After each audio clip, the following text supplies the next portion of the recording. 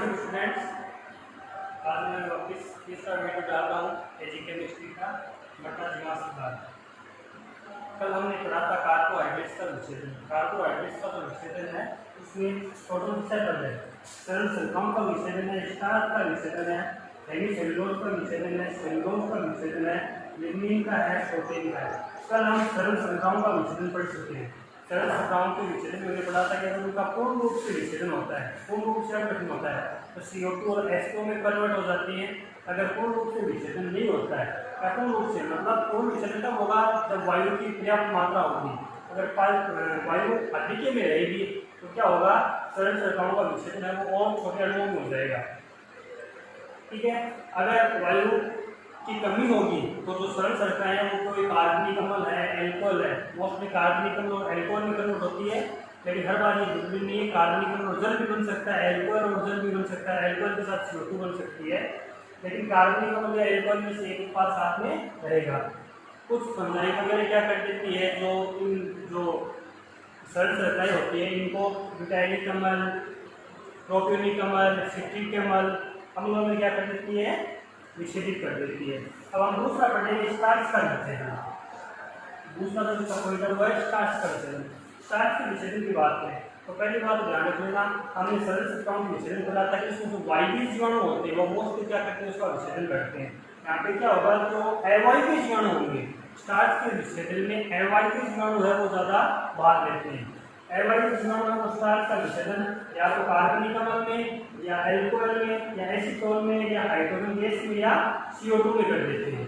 ध्यान रखने वाली बात है, ये कार्बनिक अम्ल, एल्कोहल, एसीटोन, H2, CO2 ये एक साथ नहीं मिलेंगे। इनमें से कार्बनिक अम्ल, एल्कोहल, एसीटोन में से कोई एक उत्पाद रहेगा, H2 तथा CO2 में से कोई एक उत्पाद उसके साथ रहेगा।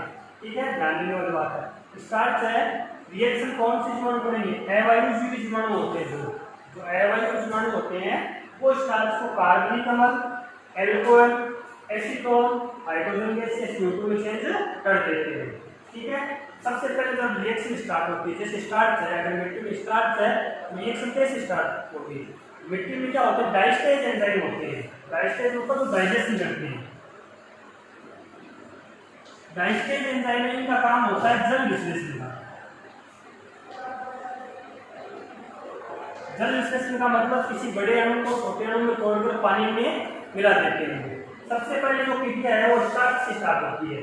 स्टार्च है उसका जल विश्लेषण होता है माल्टोज में। कौन से एंजाइम करते हैं, डाइस्टेज एंजाइम। तो स्टार्च होते हैं उनको डाइस्टेज एंजाइम है वो माल्टोज में जल विश्लेषित कर देते हैं। तो ये रिएक्शन यहाँ से स्टार्ट होगी। स्टार्च है वो सबसे पहले डाइस्टेज एंजाइम के द्वारा माल्टोज में क्या हो गया, जल विश्लेषित हो गया। स्टार्च माल्टोज में कन्वर्ट हो जाएगा, लेकिन माल्टोज में बहुत बड़ा अणु है जिसका पेड़ को यूज नहीं कर पाते हैं। तो फिर क्या होता है, जो माल्टोज होता है उसको माल्टेज एंजाइम वो ग्लूकोज में जल विश्लेषित कर देगा। माल्टोज वो किसी में चला गया, ग्लूकोज में। ग्लूकोज है वो एक सरल शर्करा है और सरल शर्करा का क्या होता है, जब पूर्ण विच्छेदन होता है CO2 और H2 बन जाती है। CO2 और H2 प्रकाश संश्लेषण की क्रिया में जो मुख्य जो विकारक होते हैं, पेड़ पौधों के लिए जो सबसे ज्यादा काम आने वाली चीज होती है वो CO2 और H2 ही होती है। ध्यान देने वाली बात है ये। ठीक है, तो देखिए इसमें कितने पद हो गए, इसमें टोटल 3 पद हो गए। पहले में तो क्या हो गया, स्टार्च है वो किस में कन्वर्ट हुआ है, माल्टोज में। दूसरे में जो माल्टोज है वो चला गया ग्लूकोज में। और तीसरे में ग्लूकोज है वो चला गया है CO2 और H2 में। ध्यान देने वाली बात है, इसमें 3 पद है। स्टार्च का जब विच्छेदन आ जाए तो आपको 3 पद याद रखनी है। सबसे पहले स्टार्च है वो माल्टोज में कन्वर्ट होगा, फिर माल्टोज है वो ग्लूकोज में और ग्लूकोज है वो CO2 और H2 में। ठीक है, एक एंजाइम का याद नाम है वो ध्यान रखना पड़ेगा।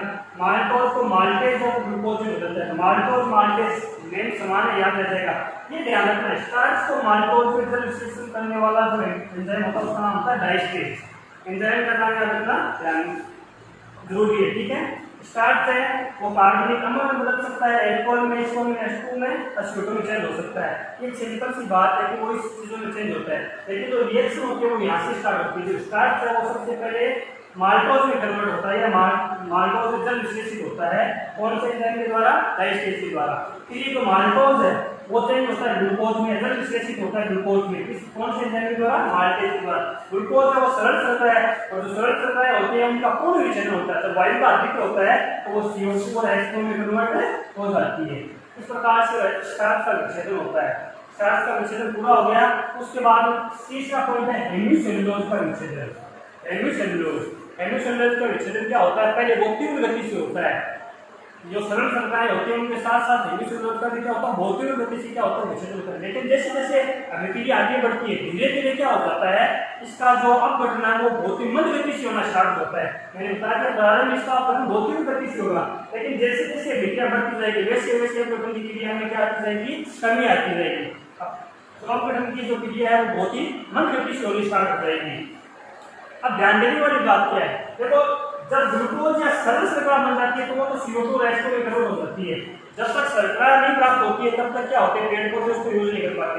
वैसे तो क्या होता है, जो हेमीसेलुलोज है, हेमीसेलुलोज को हेमीसेलुलेज एंजाइम है वो सरल शर्करा में बदल देता है। तो आपको मैं बताया है सरल शर्कराओं का जो पूर्ण विच्छेदन होता है वो CO2 और H2 में बदल जाती है। आपको ये लाइन याद रखनी है कि भाई जो हेमीसेलुलोज है उसका जल विश्लेषण हेमीसेलुलेज एंजाइम के द्वारा सरल शर्करा में किया जाता है। और जो सरल शर्करा वायु का अधिक्य होता है, मिट्टी में वायु का क्या होता है? अधिक्य होता है। तो ये सरल शर्कराएं पूर्णतः विक्षेपित होकर CO2 और H2 में बदल जाती है। CO2 और H2 होते हैं वो मुख्य विकारक होते हैं। कौन सी क्रिया के? प्रकाश संश्लेषण क्रिया के। ठीक है, पेड़ पौधे का भोजन है वो प्रकाश की CO2 और H2 की सहायता से बनाते हैं। दूसरा जो रिएक्शन होता है, सबसे पहले जो हेमीसेलुलोज है वो सरल शर्करा में कन्वर्ट होता है। ये रिएक्शन चलती है, तभी देखिए हेमीसेलुलोज सरल शर्करा में कन्वर्ट होता है। अभिक्रिया तीव्र गति से होती है, लेकिन उसके बाद में अभिक्रिया स्लो हो जाती है। सरल शर्करा वो पहले पॉलीयूरोनाइड में चेंज होती है। यहाँ सरल शर्करा सीधे CO2 और H2 में कन्वर्ट नहीं होती है। सरल शर्करा पहले पॉलीयूरोनाइड में कन्वर्ट होती है। पॉलीयूरोनाइड में तो ये अभिक्रिया थोड़ी थोड़ी क्या हो जाती है? बंद होती रहती है। पॉलीयूरोनाइड है वो शर्करा और जो शर्करा के जो अम्ल के मिश्रण है, जैसे ये कार्बनिक अम्ल वगैरह ये सारे अम्ल के मिश्रण है। सरल शर्करा जो छोटे अणुओं में टूटती है तो बहुत प्रकार के कार्बनिक अम्ल बनते हैं, तो वो सारे शर्करा के अम्ल और शर्करा में कन्वर्ट हो जाती है। फिर ये शर्करा और जो शर्करा के जो अम्ल के मिश्रण है वो किसमें चेंज होते हैं? CO2 और H2 में। तो स्टार्च का विच्छेदन हो गया, हेमीसेलुलोज का विच्छेदन हो गया। स्टार्च वाला मोस्ट है, इसको याद रखना है। स्टार्च पहले माल्टोज में जाएगा, माल्टोज और ग्लूकोज में जाएगा, ग्लूकोज और CO2 और H2 में जाएगा। हेमीसेलुलोज कैसे जाएगा? हेमीसेलुलोज जो पहले सरल शर्करा में जाएगा, सरल शर्करा पॉलीयूरोनाइड में जाएगी, तो पॉलीयूरोनाइड वो शर्करा और शर्करा के अम्ल के मिश्रण में जाएगी। ठीक है, नेक्स्ट है सेलुलोज का विच्छेदन। सेलुलोज क्या होता है? ग्लूकोज का ये एक बहुलक है। सेलुलोज के ग्लूकोज का ये बहुलक है। देखिए कैसे होता है इसका विच्छेदन। सेलुलोज का विच्छेदन, सेलुलोज मैंने कहा था ग्लूकोज का ये एक बहुलक है। तो जो सेलुलोज का जो अपघटन होगा वो भी बैक्टीरिया, एक्टिनोमाइसीन एवं कवक के द्वारा ही होगा। ध्यान देने वाली बात है, जो सेलुलोज है वो ग्लूकोज का एक बहुलक है। इसका मतलब है सेलुलोज को हम छोटी छोटी इकाइयों में तोड़ेंगे तो उसकी सबसे छोटी इकाई क्या होगी? ग्लूकोज होगी। लेकिन देखिए इसकी क्रिया कैसे होती है? सबसे पहले जो सेलुलोज होता है उसका जल अपघटन होता है कुछ एंजाइम के द्वारा। जब जल अपघटन होता है एक उत्पाद बनता है सेलोबायोस। ये नाम याद रखना आपको कि सेलुलोज के जल अपघटन के द्वारा कौन सा पदार्थ बनता है। तो ग्लूकोज का सेलुलोज का जब एंजाइम जल अपघटन करते हैं तो सेलोबायोस बनता है। सेलोबायोस से उसका अपघटन होने के बाद में ग्लूकोज का निर्माण होता है। ग्लूकोज फिर CO2 और H2 में बदल जाता है, ऊर्जा निकल के आपको पता है। लास्ट उत्पाद हमें क्या चाहिए? पेड़ पौधे वो CO2 और H2 का यूज करते हैं, तो हमें अंतिम उत्पाद CO2 H2 चाहिए। अगर दोनों लिए तो कम से कम एक तो चाहिए ताकि पेड़ पौधे उससे क्या कर पाए? यूज कर पाए। तो चौथा पॉइंट था सेलुलोज का विच्छेदन। सेलुलोज का विच्छेदन क्या है? सेलुलोज खुद एक ग्लूकोज का बहुलक है। ग्लूकोज का बहुलक है तो आपको पता है उसकी जो सबसे छोटी इकाई होगी वो ग्लूकोज होगी।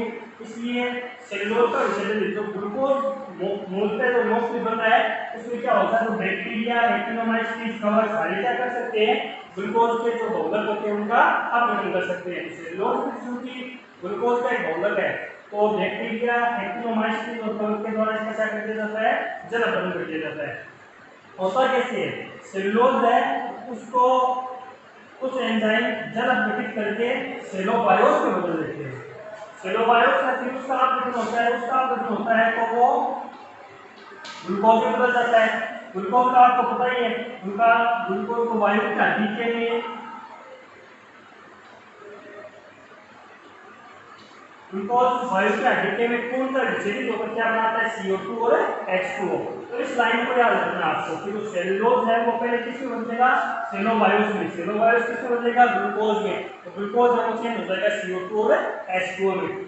सिंपल सा क्वेश्चन आता है, सेलुलोज का विच्छेदन किस प्रकार से होता है। ठीक है, तो आप लिखोगे सेलुलोज है वो जल अपघटित होकर सेलोबायोस में आता है, सेलोबायोस को अपघटित होकर ग्लूकोज में आता है, ग्लूकोज है वो CO2 और H2O में कन्वर्ट हो जाता है। CO2 और H2O का उपयोग है वो पेड़ पौधे कर सकते हैं।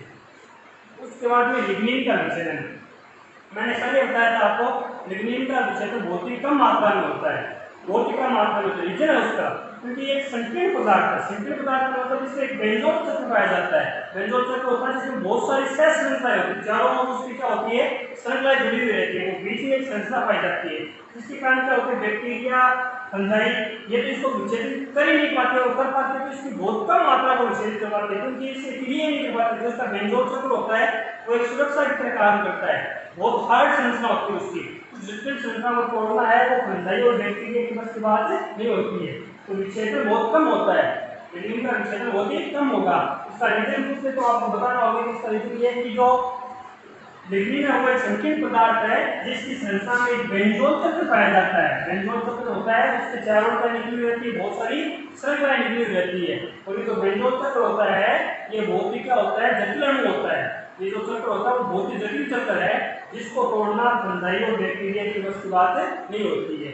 इसको देखिए भी लिग्निन में इसका विच्छेदन कम होता है, मतलब होता तो है कम होता है। तो कौन से, एक तो देखो बेसिडियोमाइसीन समूह के कुछ समूह के जो जीवाणु होते हैं, बेसिडियोमाइसीन समूह के कुछ जीवाणु और कुछ विशेष एक्टिनोमाइसीन वो क्या कर सकते हैं, इसका विच्छेदन कर सकते हैं। सभी एक्टिनोमाइसीन के द्वारा लिग्निन का विच्छेदन नहीं होता है। कुछ विशेष एक्टिनोमाइसीन जो होते हैं जो क्या कर पाते हैं, जो लिग्निन होते हैं उसका विच्छेदन कर पाते हैं। और ये बेसिडियोमाइसीन के कुछ समूह, बेसिडियोमाइसीन है वो एक जीवाणुओं की जाति है, उसके तो कुछ समूह होते हैं, उसमें कुछ स्पेशल जीवाणु होते हैं जो लिग्निन का क्या कर पाते हैं, विच्छेदन कर पाते हैं। उसके बाद हम बात करें प्रोटीन का विच्छेदन। प्रोटीन आपको पता है शरीर की मूलिका या प्रोटीन के द्वारा शरीर का निर्माण होता है। प्रोटीन है वो पॉलीपेप्टाइड श्रृंखला से मिलकर बना होता है। प्रोटीन है उसके जब सूक्ष्म जीव क्रिया करते हैं तो पहले पॉलीपेप्टाइड में चेंज होते हैं।